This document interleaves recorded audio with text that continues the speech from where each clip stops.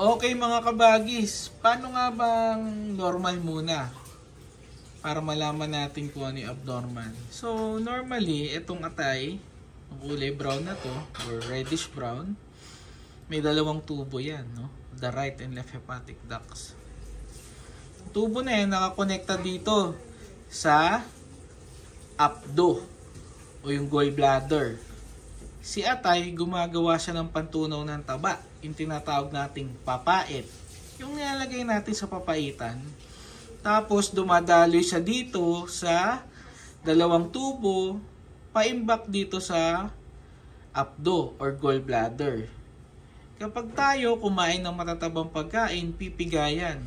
Ilalabas niya yung naimbak na bile or papait. Tapos tutunawin yung taba sa kinain natin. Ngayon, kapag napasobra tayo sa cholesterol or fatty meals, or meron talagang mga tao minsan mataas yung chance na maging stone formers, kakabato dyan. Kapag pumiga siya, minsan bumabara dyan, sumasakit. Saan sumasakit, Dok Kabagis? Dito po, sa tinatawag nating right upper quadrant, no? Minsan tumatago sa likod, minsan dito sa ibabaw ng pusod. Dok Kabagis, anong ginagawa dyan? Inooperahan po yan.